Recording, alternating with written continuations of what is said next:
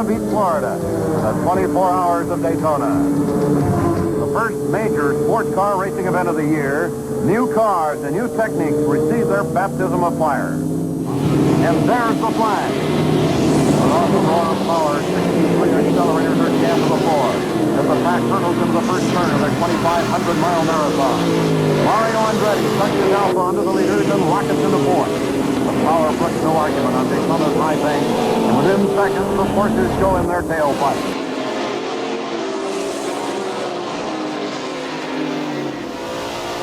Well, here we are then at the Daytona 24 hours. Because I can't wait for the real thing to happen, we are going to dive into the 1967 edition. Certainly one of the most iconic Daytona 24 hours, but certainly one of the lesser known, only because it's been slightly overshadowed by the 66 edition, which we obviously all know, Ford versus Ferrari, Le Mans 66. I always find it's like every time there's a new Batman film, they always have to go through the origin stories. I mean, we know how Bruce became Batman. We know the rivalry between Ford and Ferrari.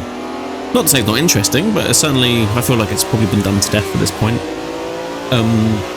However, I do find the 67 race a little bit more interesting, especially as it is referred to as Enzo's Revenge, which we'll get onto in a little bit. But for this era of sports cars, I mean, between 66 and 71, it is considered to be one of the golden ages of sports car racing. And who's to argue, really? I mean, with cars like the car I'm currently in now, which is the Ferrari 330 P4, which was new for this year, as well as the GT40 MKIIs, you had the loaded T70s, you had the Chaparrals, which, I mean, doing this research for this race to see what cars were in it, I mean, I couldn't believe, was it the Chaparral F2? I can't believe that car was from this decade. It looked a couple of decades ahead of its time. It's absolutely incredible. The car design of this era was second to none, really, wasn't it? As well as other cars in this race, you had the Porsche 908.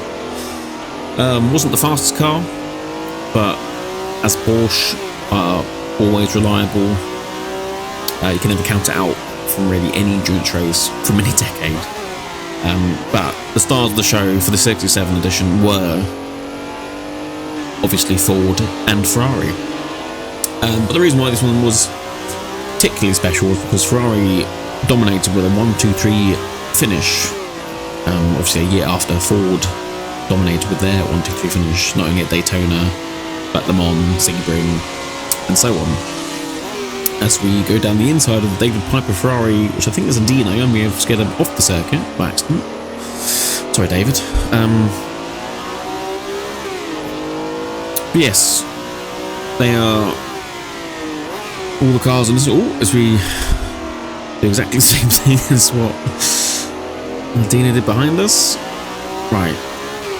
Now we're going to try and catch up to the rest of the field. We did start at the back of the prototype field. So we do have quite a few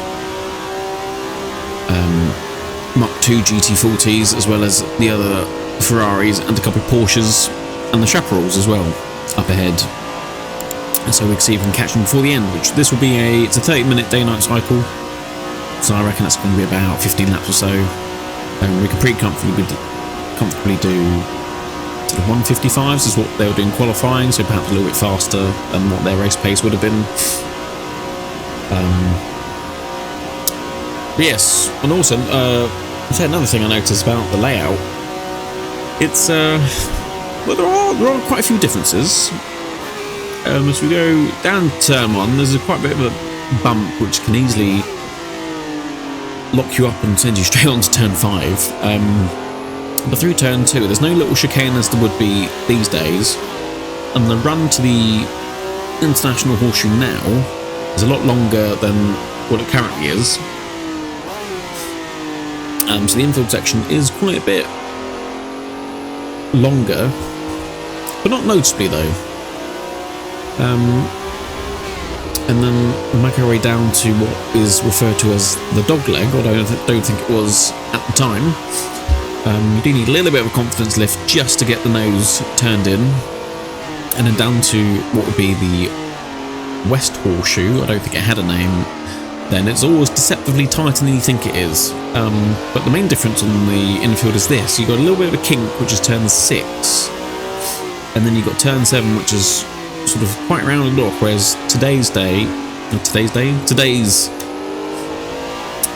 and 7, it's basically a straight run from turn 5 to turn 6, which is then almost 90 degree to then go back onto the banking for turn 7 as we go past one of the Mark I GT40s. Again, they were very, very, very fast.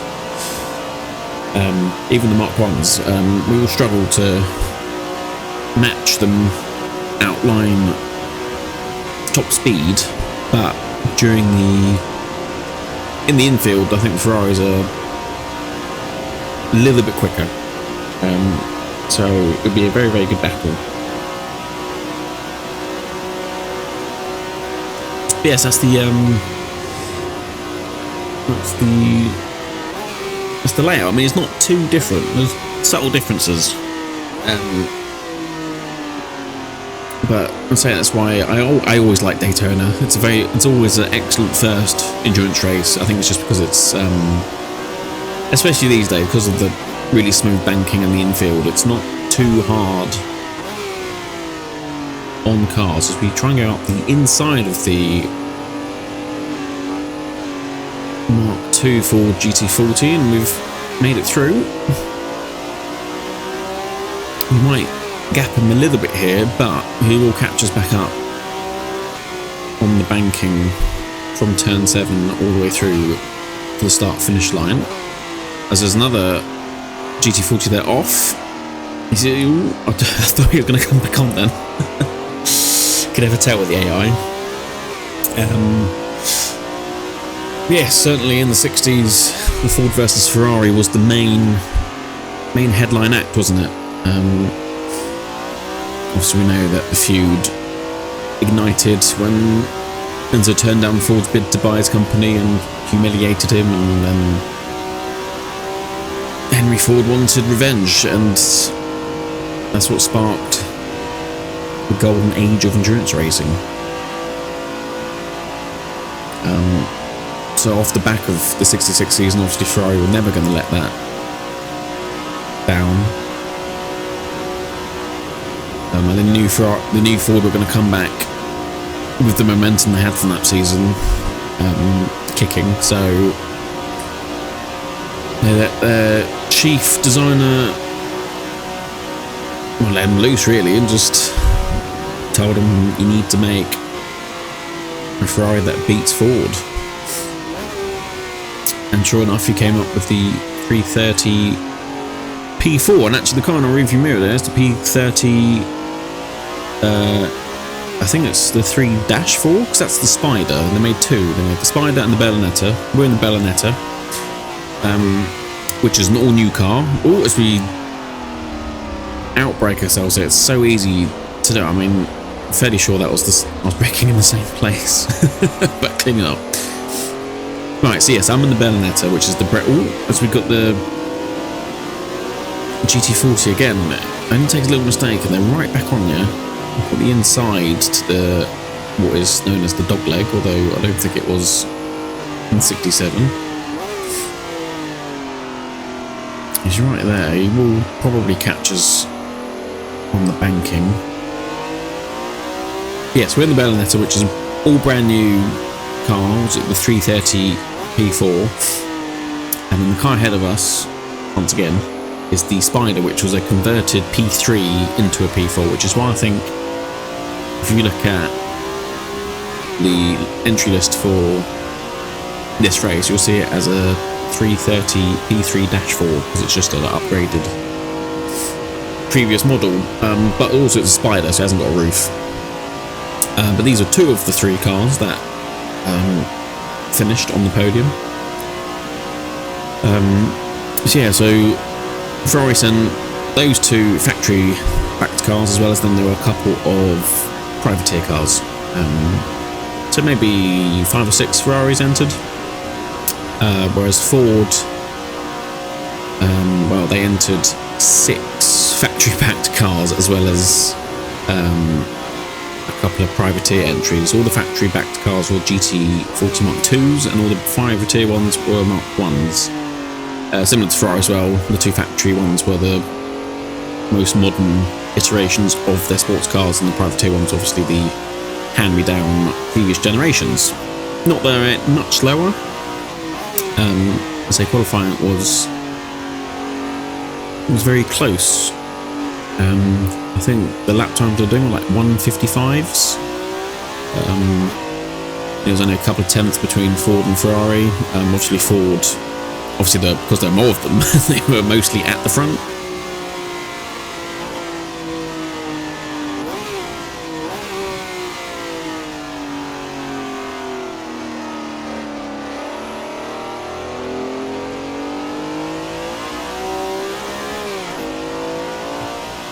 But yeah, as the race started, it was the Chaparral, actually, F2, that stormed to the lead, followed by a couple of GT40s and then a couple of Ferraris.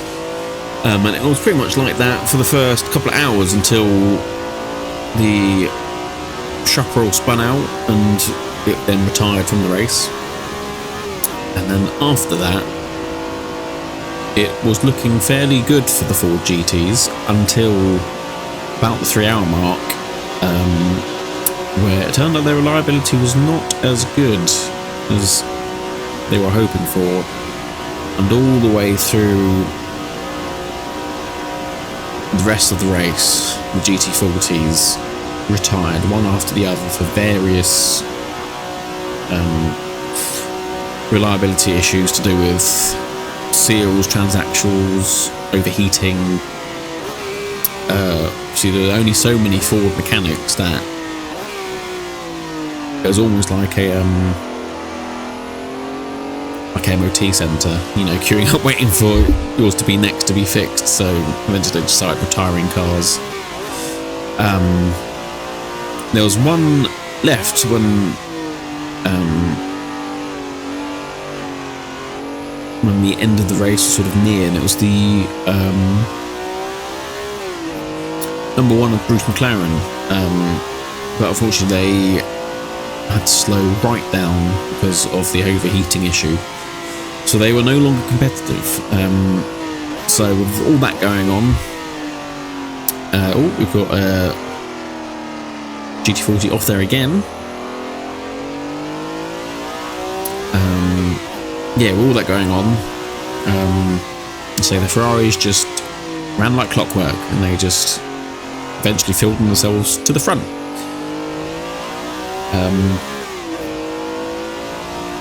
And I say, as the race entered its final half hour, it's Ferrari 1-2-3,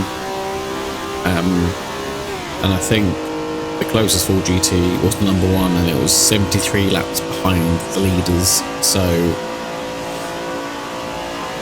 Ferrari could take it easy and set themselves up for a nice photo finish, which remarkably looked like the photo finish from the LeMans the previous year that the Ford GTs did. Hence why it is called Enzo's Revenge, because apparently he had that photo hanging in his office for years because it was a symbol of what's known as Enzo's Revenge. And throughout the race, it was sort of Ferrari had dominated for more than 20 hours, which back then is... Well, I'll say, having done the research, obviously Ford did a 1-2-3 finish in 66, Ferrari did a 1-2-3 finish in 67, and then Porsche did a 1-2-3 finish in 68. So I was going to say it was a remarkable thing for that era, but actually it is quite a common thing. If a manufacturer got a car right, then it was quite easy for them to be right for quite a long time. Because obviously, you know, development of cars these days is, you know, 10 times as fast as what it would have been back then. So if you'd done something wrong, it would take far longer to get right than it would today. And say, you know, Ford got it right in 66, Ferrari got it right 67, and then, well, in 68 they changed the rules. They thought that the Ferraris were too quick. So then it was a lot smaller sized engines, and again, Ford's reliability wasn't so great in 68, and Porsche, well, Porsche is renowned for reliability, so that's why they lasted and won the 68 race.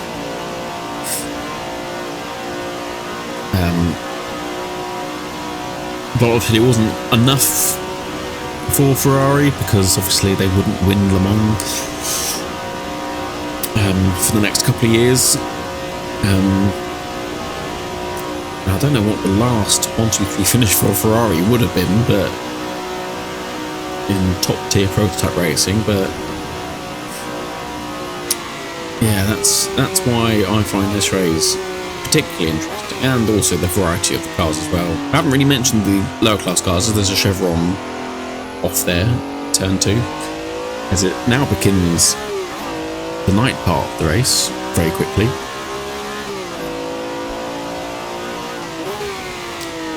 Yes, the lower class cars, so you had your standard production sports cars, as well as I think there was a Trans Am category, which we have cars featured. There's quite a few of them that I didn't include, which would be the Triumph TR7 and the Lotus Cortinas, and I think the Alphas as well, because the speed difference was so much that not only could the AI not handle the speed difference, but also it'd catch me by surprise as well, especially when it's dark and there's suddenly a car sitting in the middle of the circuit, which you think has stopped, but it hasn't. It is just going so slowly, which would have been, you know, that's how it would have been, but certainly just to stop all the cars and myself crashing. It's just a lot of faster slower cars, faster lower class cars. Try and say that quickly. Anyway, I think there's a couple of the other class cars coming up. We haven't actually, I don't think we've lapped many of them yet, but we have slowly drifted back from our leading prototype pack. That's one of the Cobras, but now we are hitting a little bit of traffic, which should bring the AI cars back to us, as long as I don't make a mistake, because I've gone very wide and I've locked up the inside tyre for quite a while. Slightly panicky, because it's very easy to carry on past turn 1 and turn 2, and I think you end back up straight to what would be turn 6 really, going the wrong way to turn 5. But yeah, we've got a couple of, I think it's just a couple of Mark II GT40s up ahead. So we'll see if we can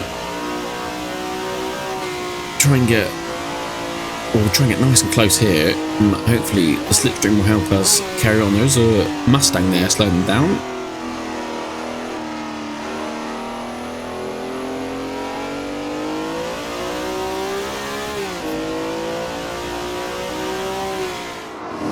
Rays of the sun vanish.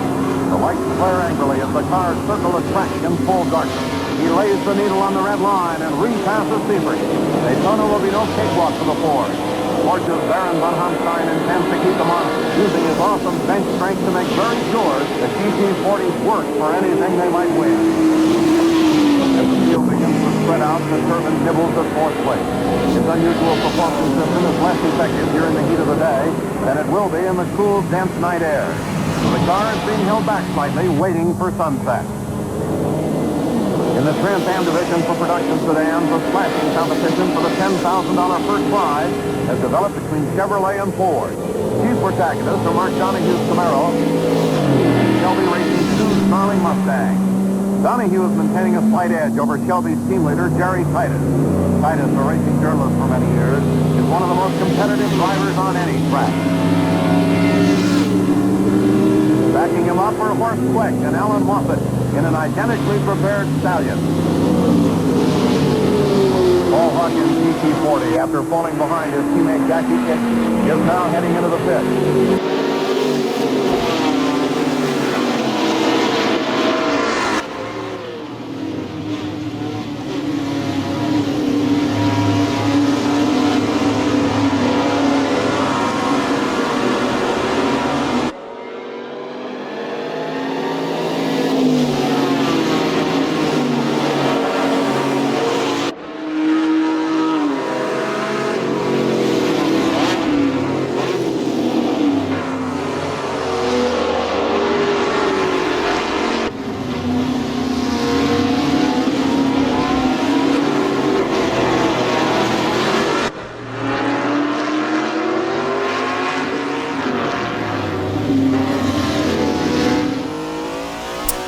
Well, as the sun starts to rise again, we have gained quite a few places there. We're just in the toe of this yellow GT40.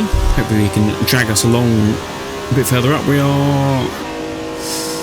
Well, I don't actually know what position we're in. It must be sort of 5th or 6th, surely. As I say, he's getting away, but if we're surrounded by GT40s, then I imagine the other ones are catching up. There's a little bit of traffic up ahead, so let's see if we can make a couple of positions here. Is that one of the Trans Am cars? No, it's 911. So you can get through. He's come back onto the racing line, which is fair enough. Oh, we've got one of the GT40s going around the outside of us into turn 1 and 2. And we've got one of the Trans Am cars up ahead there. Is that one of the Camaros, I think? I think we're clear to the left, or dispatched as Porsche. Hopefully that leaves us a bit of breathing space behind us. Oh, and the yellow one's gone wide. We'll tuck in the inside. But now we're going to be blocked by the Trans Am car. Have I got space to my left? We do, but I don't really want to go down the inside because it leaves a much tighter line. And Trans Am's holding its own. I mean, I wouldn't expect them to be that quick in a corner, actually. Straight line, perhaps. But oh, we've gone out with the car down the inside of us again. This is a good battle, but none of us can get past this lower class Trans Am car. Right. We'll chuck it down the inside here. Lovely sounding V8. Not as good as this V12 though. And that's it. Now just got to watch out for those 3 GT40s behind us.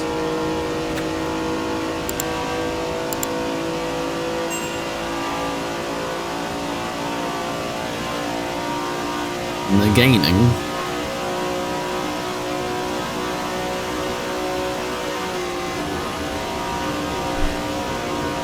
He's down on the inside. He's on the apron. No, he's thought better of it. He's not going to go around the outside. Right, we held him off for another lap or so. There can't be that many laps left now, so the sun's probably about mid-morning now, isn't it? Yes, I'm taking turn 1 and 2 as quick as I can, and now I'm on the limit of what this car can do through that corner without... Well, I'll say what this car can do, what I can do in this car. Which actually, I've not really spoken about this. The 330 P4. Obviously, it's the V12 engined car that replaced the previous year's 330p. And only 4 of these cars were ever made. There were 3 new ones, and then there was one P3 chassis that was upgraded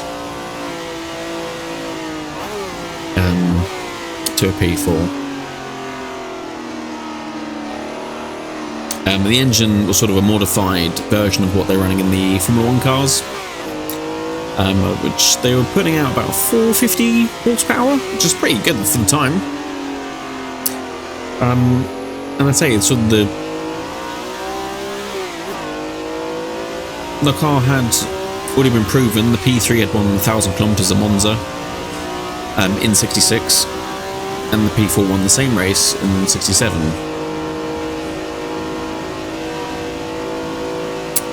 And of course, then 2 of the P4s cross the line for this Daytona 24 hours for photo finish.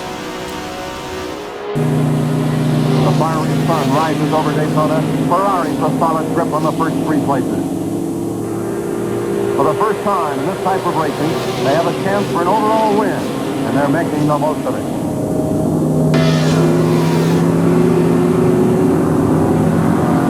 Drivers of the winning force. As the race draws toward its conclusion, the pattern becomes increasingly certain. The Jerry-sided Ron Bucknam Mustang has a hammerlock on 4th place. And now the final cylinder, the last refinement that in recent years has become the symbol of victory for the major factory team. Ford did it to go at Le Mans.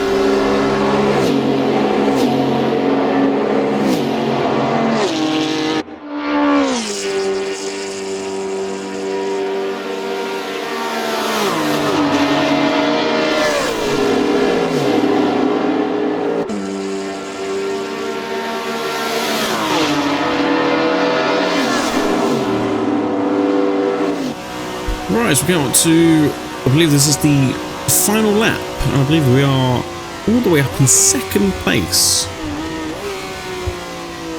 I believe it's one of the Ferraris out in front, so at least it's going to be a Ferrari 1-2, but those Ford GT40s are still behind us. There's at least 3 of them, so and I can see actually just in my mirror there, so they're incredibly close. I should be able to fend them off with a little bit of traffic up ahead, which I reckon will hit by the banking. But yeah, I mean, I must say these mods, which the track mod is by Ask Daniel. If you just look up 60s and 70s Daytona 24-hour, it will come up on Overtake. He's been continuously updating this mod, but it is absolutely fantastic, really, really immersive. And obviously then most of these cars are from the new it's an ACWSC Legends 60s pack by obviously the Team WSC, which is on TH Racing, which is by Bazza and Co. And they've just done an update for the 60s cars. I think there's now over 20 plus cars in that pack, and this is one of them. It's absolutely fantastic. So if you really want an immersive 60s experience, then those are the 2 mods I suggest you download. And they're free, which is absolutely insane. I mean, I've had an absolute blast doing this 67 edition as we cross the line in second place. So we haven't quite delivered on Ferrari's 1-2-3 finish, but I think a Ferrari 1-2 is as good as that's going to get. So thank you very much for watching. I hope you enjoyed this, and I hope you're ready for the 24 Hours of Daytona coming up next week. Until then, take care, and I'll catch you next time.